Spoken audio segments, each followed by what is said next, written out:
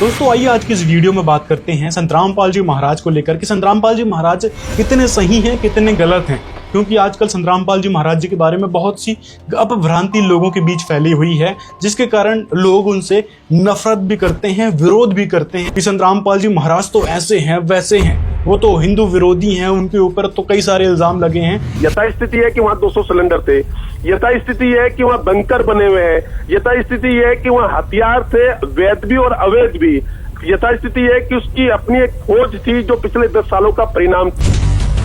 ध्यान की मुद्रा में बैठे संत रामपाल पर दूध की धारा गिराई जाती थी। तो आइए एक एक करके उन इल्जामों का पर्दाफाश करते हैं, रियलिटी जानते हैं कि आखिर क्या सच में संत रामपाल जी महाराज जी पर ऐसे भी कोई इल्जाम लगे हैं या फिर सच में वो सनातन के विरोधी हैं, हिंदू विरोधी हैं या देवी देवताओं का अपमान करते हैं। बहुत सी गलत भ्रांतियां लोगों के बीच इन नकली गुरुओं ने फैला रखी है, मीडिया चैनल्स ने फैला रखी है, जिनको आजकल लोग सच माने बैठे हैं कि हाँ संत रामपाल जी महाराज गलत हैं और उनको हमने कहीं ना कहीं से सुनना नहीं है, उनकी कोई मदद नहीं लेनी है या फिर उनके किसी भी प्रकार की पुस्तकें नहीं पढ़नी है। तो क्या सच में संत रामपाल जी महाराज इतने बुरे हैं जो लोग उनसे नफरत करते हैं? आइए जानते हैं आज की इस वीडियो में कि क्या रियलिटी है जो इल्जाम लगे हुए हैं संत रामपाल जी महाराज पर, जो लोगों के बीच अवधारणा फैली है, मानसिक प्रवृत्ति बन चुकी है सुन सुनकर कि संत रामपाल जी महाराज तो ऐसे संत हैं। सबसे पहली बात वो कहते हैं कि संत रामपाल जी महाराज तो दूध से नहाते थे और उसकी खीर फिर लोगों को खिलाते थे, मतलब उस नहाए हुए दूध की बनी खीर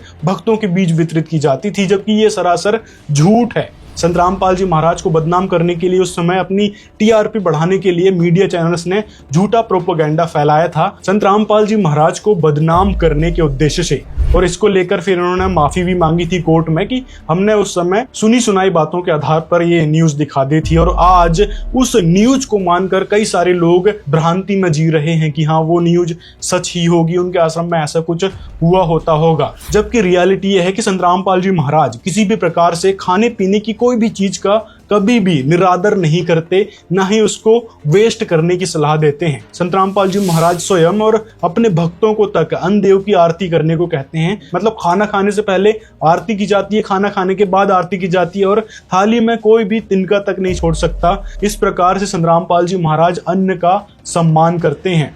और जो लोग बार बार इस बात को दोहराते हैं कि संत रामपाल जी महाराज सच में दूध से नहाते थे और उस दूध की खीर खिलाई जाती थी, तो प्रूफ करके दिखा दो कोई भी, या फिर कोई फोटो वीडियो हो नहाते हुए कि दूध से नहा रहे हैं। जबकि दूसरी तरफ ढेरों ऐसे पाखंडी गुरु मिल जाएंगे आपको जो सनातन के नाम पर दूध को अपने पैर पे छिड़का रहे हैं, कहीं किसी पत्थर पे छिड़क रहे हैं या फिर नदी में दूध को डाल रहे हैं। तो इस प्रकार से ये दूध का या फिर किसी भी खाने पीने की चीज का हमेशा अपमान करते रहते हैं, अनादर करते रहते हैं। लेकिन संत रामपाल जी महाराज कभी ऐसा कार्य नहीं करते। ढेरों आपको वीडियोस मिल जाएगी अन्य गुरुओं की कि किस प्रकार वो खुद दूध से भी नहा रहे हैं, अपने दूध से पैर धुल रहे हैं, दूध को कहीं और चढ़ा रहे हैं, नाले में जा रहा है दूध।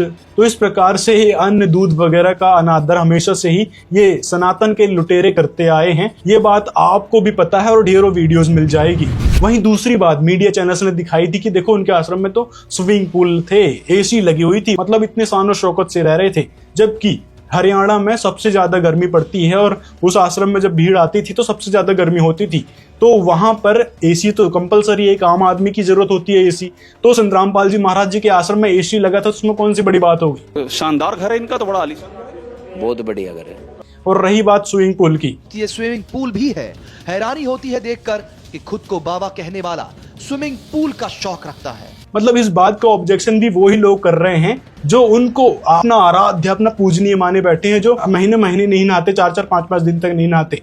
ऐसे लोगों को अपना आराध्य बना बैठे होंगे, तभी तो उनको इस स्विमिंग पूल से या फिर संत रामपाल जी महाराज जी के नहाने से या स्वच्छ रहने से दिक्कत हो रही है, क्योंकि उनके गुरु ही ऐसे हैं कि भाई कई दिनों तक नहीं नहाते होंगे तो उनको दिक्कत हो रही है इन सब चीजों को देखकर। और यदि फिर ये कहते हैं कि भाई संसारिक मोहमाया को त्यागना चाहिए, ये बात संत रामपाल जी महाराज कहते, तो महाराज जी ये नहीं कहते जो साइंस की तरफ से भगवान ने दी है, मतलब भगवान ने ही माइंड दिया है, जो भी वैज्ञानिक ने सारी चीजें बनाई है, तो भगवान ने जो चीजें दी हैं, जो इक्विपमेंट दिए हैं, उनका यूज करो, मतलब सही तरीके से यूज करो। जैसे कि टीवी है, या मोबाइल फोन है उसमें आजकल बकवास देख रहे हैं सभी लोग। तो अभी जो सारे इक्विपमेंट है, चाहे कंप्यूटर्स हैं, एलईडी टीवी है या फिर एसी वगैरह है, ये सब मानव के यूज के लिए बनाए गए हैं। परमात्मा ने ये सारी बुद्धि देकर बनवाए हैं और इसका यूज करके हम अपनी भक्ति को बढ़ा सकते हैं, कार्यों को आसान कर सकते हैं, जिसके कारण ही ये सारा सामान परमात्मा ने वैज्ञानिकों के जरिए ये सब हमको दिए हैं। तो उसका हमने यूज करना चाहिए, लेकिन मिस यूज नहीं करना चाहिए। अब तीसरी बात मीडिया ने फैलाई थी कि देखो महिलाओं के बाथरूम में सीसीटीवी कैमरे लगे हुए थे और वहां से संत रामपाल जी महाराज सारा देखा करते, जबकि ये बात सारी की सारी संत रामपाल जी को बदनाम करने की एक साजिश मात्र थी कि उनकी छवि को इस प्रकार से, इस कदर से धूमिल कर दिया जाए कि इनके नाम को सुनकर लोग नफरत करने लगे। ऐसा उस समय प्रोपागेंडा फैलाया गया था लोगों के बीच, समाज के बीच, इन मीडिया चैनल्स ने, जिसके कारण आज भी कुछ लोग नफरत करते हैं, उनका नाम सुनना तक पसंद नहीं करते। संत रामपाल जी का नाम आते ही वही मीडिया की सारी बातें घूमने लगती हैं। तो रियलिटी ये है कि संत रामपाल जी महाराज जी के आश्रम में कहीं भी महिलाओं के बाथरूम में कोई कैमरे नहीं लगे थे। जो सीसीटीवी कैमरा आज तक जैसे न्यूज चैनल ने दिखाया है वो बाहर का कैमरा था, उसको दिखा दिया कि देखो अंदर लगे थे। दोस्तों, ये जो आप देख रहे हैं ये है सतलोक आश्रम बरवाला का मुख्य द्वार, जहां पर महिलाओं के लिए शौचालय बनवाए गए हैं। ये जो सीसीटीवी कैमरा आपको दिखाया जा रहा है ये आश्रम के अंदर प्रवेश करने के बाद आश्रम में आने जाने वाले लोगों पर नजर रखने के लिए लगा है। आपको बता दें कि ये लोकेशन आज भी इसी स्थिति में बरवाला आश्रम में देखी जा सकती है। मतलब दोनों अलग अलग फुटेज चला दी और कह दिया कि भाई ये अंदर लगा था, जबकि वह कैमरा बाहर साइड लगा था। जिस कैमरे को आज तक चैनल ने बाथरूम पर लगा हुआ दिखाया, दरअसल वो कैमरा मेन गेट पर आने जाने वाले लोगों पर नजर रखने के लिए लगा। फिर आगे मीडिया चैनल्स के बहकाए हुए कुछ लोग फिर कहते हैं कि भाई संत रामपाल जी महाराज के आश्रम में तो आपत्तिजनक सामग्रियां मिली थी, उनके आश्रम में ये चीजें मिली थी, कई सारी दवाइयां मिली थी, मिले थे और गर्भ निरोधक दवाइयां मिली थी। तो ये सब बातें जो मीडिया चैनल्स ने उस समय बदनाम करने के लिए दिखाई थी वो सब की सब फर्जी साबित हो चुकी हैं, क्योंकि ड्रग्स एंड कॉस्मेटिक एक्ट लगा था संत रामपाल जी महाराज पर दवाइयां रखने के लिए कि आपके आश्रम में ये दवाइयां मिली थी। लेकिन उस केस से संत रामपाल जी महाराज पूरी तरीके से बाइज्जत बरी हो चुके हैं। तो इससे स्पष्ट होता है कि उस समय जो भी बातें, जो भी मीडिया चैनल्स ने प्रोपेगेंडा फैलाया था संत रामपाल जी महाराज को बदनाम करने के लिए, तो वो स्पष्ट रूप से गलत सिद्ध होता है। फिर आगे कुछ मंद बुद्धि टाइप के लोग ये भी कहते हैं कि संत रामपाल जी महाराज पर दुष्कर्म का आरोप था, बलात्कार का आरोप था, केस चल रहा है उन पर। अन्य गुरुओं से कंपेयर करते हैं आसाराम और राम रहीम से कि देखो उन्हीं की तरह हैं संत रामपाल जी महाराज, जबकि संत रामपाल जी महाराज पर दुष्कर्म जैसा कोई आरोप नहीं है। एक दो न्यूज अखबार हैं उन्होंने भी ये बात छापी थी कि देखो संत रामपाल जी महाराज पर दुष्कर्म का आरोप था, वहां पे नाम लिखा गया था, लेकिन फिर अगले दिन उन्होंने माफी मांगी कि संत रामपाल जी महाराज पर ऐसा कोई आरोप ही नहीं है, मतलब दुष्कर्म जैसा कोई आरोप संत रामपाल जी महाराज पर नहीं है। 25 अप्रैल को हल्ला बोल कार्यक्रम में संत रामपाल जी पर लगे आरोपों की जो जानकारी टिकर पर चली थी उसमें उन्हें रेप का आरोपी भी बता दिया गया था। ये जानकारी सही नहीं थी।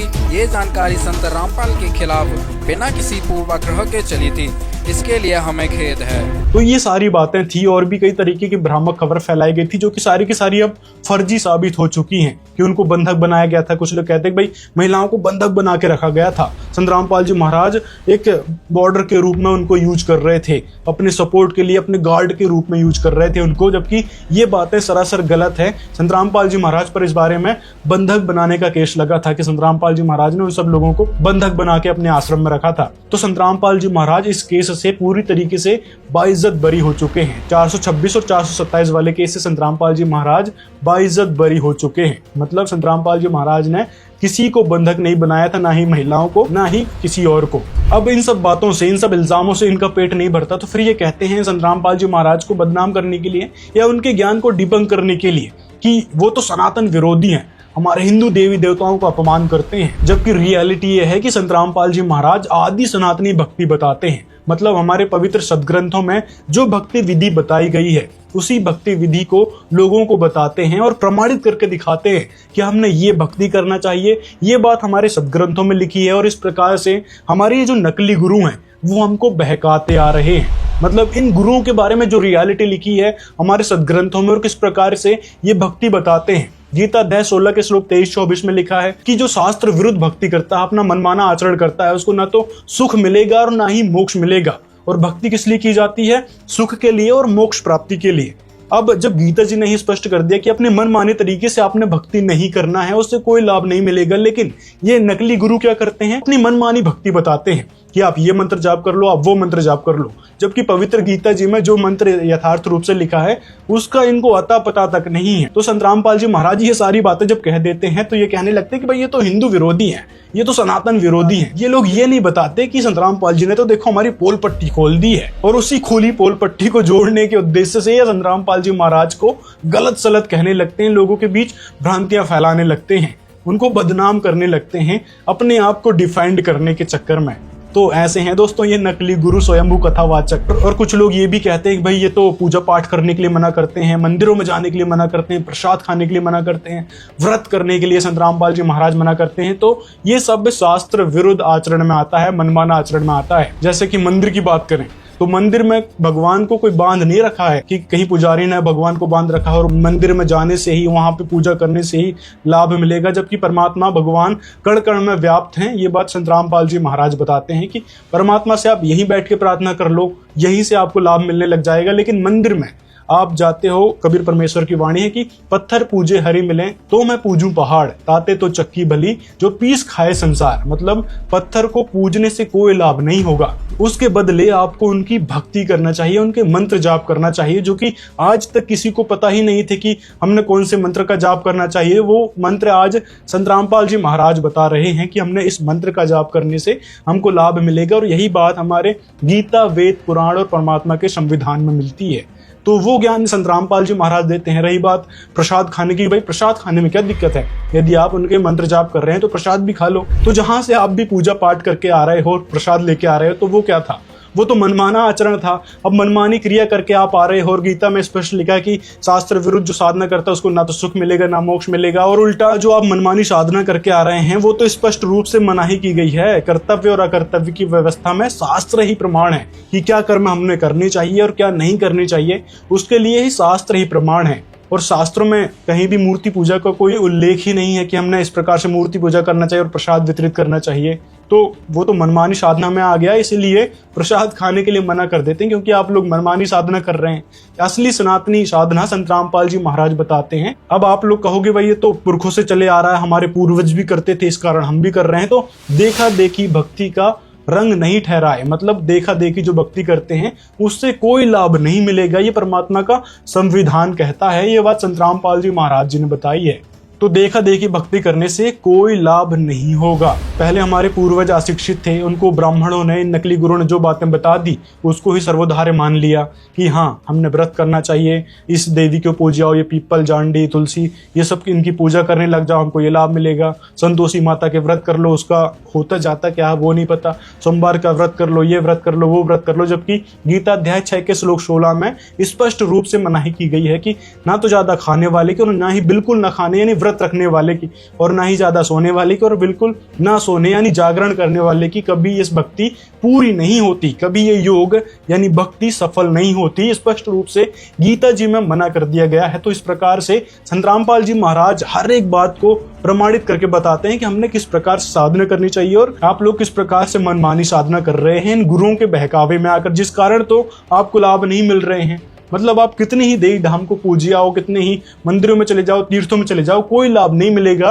यदि आपके कर्म संस्कार में वो दुख लिखा है तो वो आपको भोगना पड़ेगा। ये बात इनके गुरु कहते हैं, जो स्वयंभू गुरु ब्राह्मण है, कथावाचक हैं, वो यही बात दोहराते हैं कि आपको कर्म फल भोगना ही पड़ेगा। इसको कोई नहीं काट सकता। आजकल ये प्रेमानंद है, अनुरुद्धाचार्य, देवकीनंदन, धीरेन्द्र शास्त्री और भी जितने कथावाचक हैं सबकी सब यही अवधारणा लिए बैठे हैं कि भाई प्रारब्ध के कर्मों को कोई नहीं टाल सकता। जो आपकी किस्मत में दुख समस्या लिखी है उसको भोगना ही पड़ेगा। जबकि वहीं दूसरी तरफ संत रामपाल जी महाराज बताते हैं कि वह परमात्मा है जो सभी प्रकार के घोर से घोर पाप को नष्ट कर देता है। ये बात पवित्र वेदों में लिखी है। अब इन नकली गुरुओं को वेदों का काका का भी नहीं पता। हमारे जितने भी ये शीर्ष शंकराचार्य हैं ये भी यही बात दोहराते हैं कि भाई कर्म संस्कार को तो भोगना ही पड़ेगा, जबकि यथार्थ रूप से वेदों में देखो स्पष्ट लिखा है कि घोर से घोर पाप को ऐनश्च घोर से घोर पाप को परमात्मा एक क्षण में काट देते हैं। तो जब इनके पास उस परमात्मा की ही भक्ति नहीं है तो फिर पाप कर्म कहाँ से कटेंगे? इनको तो यही थ्योरी लगानी पड़ेगी।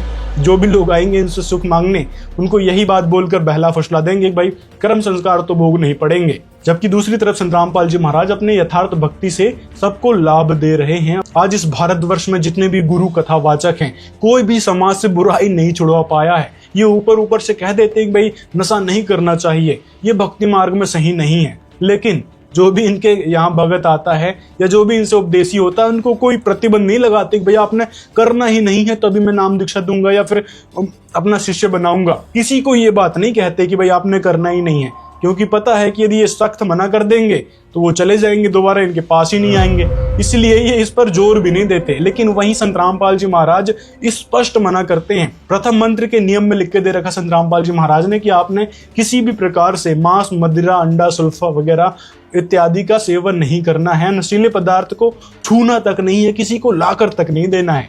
तो ये क्वालिटी संत रामपाल जी महाराज जी की और उनके भक्तों की है, जो किसी भी प्रकार से नशे का सेवन नहीं करते और ना ही उसमें कोई सहयोग करते हैं। तो ये बात भी आपको समझनी चाहिए कि संत रामपाल जी महाराज किस प्रकार से समाज के लिए अनोखे कार्य कर रहे हैं। छुआछूत, जाति पाति किस प्रकार से चरम सीमा पर पहुंचती जा रही है। लगातार निचले वर्ग के लोगों को, निचले जाति के लोगों को ब्राह्मणों के द्वारा या फिर उच्च जाति वाले लोगों के द्वारा सताया जाता है। वहीं संत रामपाल जी महाराज जी के आश्रम में आकर देख लो, कोई भी किसी प्रकार का VIP ट्रीटमेंट नहीं दिया जाता, ना ही जाति पाति में भेद किया जाता है। मतलब जात पात का कोई चक्कर नहीं है, छुआछूत का कोई चक्कर नहीं है, सब एक साथ एक पंक्ति में बैठकर भोजन करते हैं। तो इस प्रकार का स्वच्छ समाज संत रामपाल जी महाराज तैयार कर रहे हैं। साथ में संत रामपाल जी महाराज दहेज मुक्त विवाह करवाते हैं, जिसमें न कोई आडंबर होता है, न कोई फिजूल खर्ची होती है। मात्र 17 मिनट में विवाह कार्य संपन्न हो जाता है, बिना किसी लोक दिखावा के, बिना किसी दान दहेज के। मतलब 1 रुपए भी उस बेटी के घर वालों का या फिर उस बेटे के घर वालों का खर्चा नहीं होता। बिना खर्चा के संत रामपाल जी महाराज उनकी शादी करवा देते हैं। वहीं दूसरी तरफ ये कथावाचक गुरु किस प्रकार से लोगों को सीख दे रहे हैं, इस वीडियो को देख सकते हैं आप, कि यहाँ से आपको समझ में आएगा कि ये कथावाचक कहते क्या हैं और करते क्या हैं। लाखों करोड़ों रुपए दोस्तों इन्होंने शादी में खर्चा किए थे, और जितनी भी ये कथावाचक ब्राह्मणों की शादी होती है उसमें करोड़ों रुपए खर्च होते हैं। करोड़ों रुपए ये लोग अपनी शान और शौकत आलीशान शादी में खर्च करते हैं, रॉयल सेलिब्रेशन करते हैं। और ऐसी चीजों से समाज को बिगाड़ने का ये लोग काम कर रहे हैं। समाज के नाशक ये लोग बन बैठे हैं, हमेशा से ही उल्टे काम ये लोग करते रहते हैं। कभी भी समाज सुधार के कोई कार्य इनसे होते जाते नहीं है, लेकिन समाज बिगाड़ में ये सबसे अव्वल नंबर पर है। संत रामपाल जी महाराज युवाओं को भी सुधार रहे हैं। आजकल जो युवा बॉलीवुड में नशे में लिप्त हो चुका है, gambling app, share marketing, network marketing के चलते दिग्भ्रमित हुआ पड़ा है, तो उस युवा को भी संत रामपाल जी महाराज, उस युवा वर्ग को भी संत रामपाल जी महाराज सुधार रहे हैं, जो कि बहुत ही मुश्किल है सुधारना। लेकिन संत रामपाल जी महाराज अपने उन सत्संग प्रवचनों से युवाओं में एक नया जोश भरते हैं और उनको भक्ति के लिए अग्रसित करते हैं। यहाँ तक कि अन्य गुरु और कथावाचक के जो फैमिली मेंबर्स होते हैं वो एक VIP सुविधा लेते हैं। मतलब VIP की तरह कुछ गुरु तो साइड में बिठा लेते हैं अपनी पत्नी को कि भाई ये भी आपकी गुरु माँ है, इनकी भी पूजा करो, मेरी भी पूजा करो। इस प्रकार से नकली गुरु, इनको ज्ञान व्यान तो होता नहीं है, देखा देखी करने लगते कि हमारे जो आराध्य हैं विष्णु जी, उनकी लक्ष्मी जी रहती हैं, शिव जी हैं, उनकी पार्वती जी रहती हैं, तो इस प्रकार हमारी जो पत्नी है उनकी भी पूजा लोग करवाने लगते हैं। तो ऐसे ये नकली गुरु होते हैं, सिर्फ इनके पास कोई ज्ञान नहीं है, देखा देखी करनी है इनको। वहीं संत रामपाल जी महाराज के जो भी फैमिली मेंबर्स हैं, उनकी वाइफ है, उनके बच्चे हैं, वो आम संगत में बैठते हैं। मतलब उनको कोई VIP सुविधा नहीं दी जाती कि मतलब वो फैमिली वाले हैं तो उनको VIP सुविधा दी जाएगी, उनको VIP चेयर्स दी जाएगी, नहीं। संत रामपाल जी महाराज सभी को समान दृष्टि से देखते हैं, चाहे उनके घर के मेंबर्स हों या फिर संगत हो, सभी उनके लिए बराबर है। और उनके फैमिली मेंबर्स भी संत रामपाल जी महाराज को अपना गुरु मानकर चलते हैं, भगवान मानकर चलते हैं। इसी कारण वो लगातार सेवा में लगे रहते हैं, ना कि अपना ऐशो आराम की जिंदगी जीते हैं। जैसे कई सारे कथावाचक हैं, उनके फैमिली मेंबर्स बुराइयों में ग्रसित हैं। तो ये हैं असली संत जो सभी को समानता का दर्जा देते हैं। कोई VIP कल्चर संत रामपाल जी महाराज जी के आश्रम में देखने को नहीं मिलेगा, जो अन्य गुरुओं के आश्रम में आपको आसानी से देखने को मिल जाएगा कि जो पैसे ज्यादा देगा उसको VIP ट्रीटमेंट दिया जाएगा, बड़े सामने उनके लिए गद्देदार सोफा रखे जाएंगे, वहां पर उनको बिठाया जाएगा। तो ऐसा VIP ट्रीटमेंट संत रामपाल जी महाराज जी के आश्रम में नहीं है, सभी को समान दृष्टि से देखा जाता है और कोई छुआछूत उनके आश्रम में नहीं है। यहाँ तक कि उनके आश्रम में यदि आप जाओगे तो इतनी साफ सफाई और इतना अनुशासन आप देखोगे कि आप आश्चर्यचकित रह जाओगे। आज तक जो भी उनके आश्रम में गया है ये देखकर दंग रह गया कि इतनी सारी पब्लिक है और इस बीच एक भी पुलिस वाला नहीं। जबकि दूसरी तरफ इन नकली गुरुओं के आश्रम में या फिर इनके समागम में, इनके कार्यक्रमों में कई सारे पुलिस फोर्स की जरूरत पड़ जाती है, क्योंकि उनके बीच कोई अनुशासन नहीं है, ना ही ये सिखाते हैं अनुशासित रहना। संत रामपाल जी महाराज के आश्रम में जो भंडारा बनता है उसमें बहुत ही साफ सफाई का ध्यान दिया जाता है और भगवान को उस प्रसाद का भोग लगाया जाता है और प्रत्येक भगत अपनी थाली में भोग लगाता है। इस कारण बड़े ही शुद्ध तरीके से उस भोजन को पकाते हैं, भोजन को बनाते हैं, ना ही किसी भी प्रकार से कि भाई हाँ गंदे संदे हाथ लगा दिया और बनाना शुरू कर दिया। जबकि इस बात का विशेष तौर पर ध्यान रखा जाता है, ना कि भाई ठेका दे दिया कि हाँ इतने लोग आने वाले हैं, भाई खाना बना दो बाहर से केटरिंग्स वाले को बुलाकर, जैसे कि अन्य गुरुओं के आश्रम में या उनके कार्यक्रमों में किया जाता है। जबकि यहाँ पर संत रामपाल जी महाराज के शिष्य स्वयं लगते हैं, जो ना ही किसी प्रकार का नशा करते हैं और ना ही बुराइयों में लिप्त हैं। तो ऐसे भक्त अपना भगवान को याद करके, मंत्र करके और भोजन पकाते हैं, तो उसका प्रभाव ही अलग पड़ता है उस भोजन प्रसाद का। तो ऐसे कार्य संत रामपाल जी महाराज के आश्रम में ही देखने को मिलेंगे। तो ये हैं संत रामपाल जी महाराज, जो समाज को एकजुट कर रहे हैं, नशे से मुक्त करवा रहे हैं, बुराइयों से, पाखंडवाद से मुक्त करवा रहे हैं। पाखंडवाद मतलब शास्त्र विरुद्ध साधना, जो हमारे शास्त्रों में कहीं से कहीं तक लिखी नहीं है, वो साधना जो बताता है वो पाखंडी है। जो कि ये सारे गुरु पाखंडी हैं, इनके पास शास्त्रों का कोई ज्ञान नहीं है, ना ही परमात्मा का। यहाँ तक कि संत रामपाल जी महाराज जी ने जो अपनी अन्नपूर्णा मुहिम चलाई है, जिसके कारण 10,000 से ज्यादा लोगों को उन्होंने गोद लिया है और हर महीने 15 दिन में उनको राशन सामग्री मुहैया कराते हैं, उनके खाने पीने का देखते हैं, उनकी शिक्षा का देखते हैं, उनके स्वास्थ्य सुविधा दे रहे हैं। जो भी बीमार है उनका इलाज भी संत रामपाल जी महाराज निःशुल्क करवाते हैं। उनका घर टूटा पड़ा है तो घर भी संत रामपाल जी महाराज हर दूसरे दिन घर बन के तैयार हो रहा है। मतलब निःशुल्क घर भी संत रामपाल जी महाराज उन गरीब असहाय लोगों के बनाते हैं। मतलब जिसका कोई नहीं है उनका भगवान है, ये बात आपने सुन रखी है। जिसका कोई नहीं है उसका भगवान है। तो वही भगवान आज के समय में संत रामपाल जी महाराज हैं, उन गरीबों के लिए भगवान बनकर आए हैं। बाढ़ प्रभावित गांव में संत रामपाल जी महाराज जी ने करोड़ों की राहत सामग्री भेजी है। दोस्तों 5-5 फीट तक पानी भरा हुआ था चारों तरफ खेतों में। फसल होने की कोई उम्मीद नहीं थी कई सालों तक। लेकिन संत रामपाल जी महाराज ने जब राहत सामग्री भेजी, उन्होंने प्रार्थना की कि हमको इतनी सामग्री चाहिए, तो करोड़ों की राहत सामग्री दोस्तों संत रामपाल जी महाराज ने एक प्रार्थना करने पर पहुंचा दी। एक गांव में ऐसे 400 प्लस गांव हैं जहां पर संत रामपाल जी महाराज जी ने राहत सामग्री का काफिला भेजा। यहाँ तक कि मथुरा वृंदावन बरसाने में भी, जहाँ ये नकली गुरुओं ने अपना झंडा गाड़ रखा है, वहां पर तक संत रामपाल जी महाराज ने करोड़ों की राहत सामग्री भेजी है। जहां से ये नकली गुरु कथावाचक चंदा ऐंठते हैं, लूटते आ रहे हैं लोगों को, उनको तक ये सुविधा प्रदान नहीं कर सके। वहीं संत रामपाल जी महाराज जी ने लाखों करोड़ों की राहत सामग्री राजस्थान, गुजरात, हरियाणा, उत्तर प्रदेश, दिल्ली, इन सब राज्यों में लाखों करोड़ों की राहत सामग्री भेजी और अन्नपूर्णा मुहिम तो पूरे देश में चल रही है। अब कुछ लोग ये भी कहेंगे कि भाई संत रामपाल जी महाराज तो जो सुविधा दे रहे हैं वो चंदा लेकर ही दे रहे हैं, मतलब पैसे लिया है, पैसे लोगों से लिया है तो कहीं ना कहीं तो यूज करेंगे। जैसे सरकार टैक्स लेती है तो लोगों को सुविधा देती है।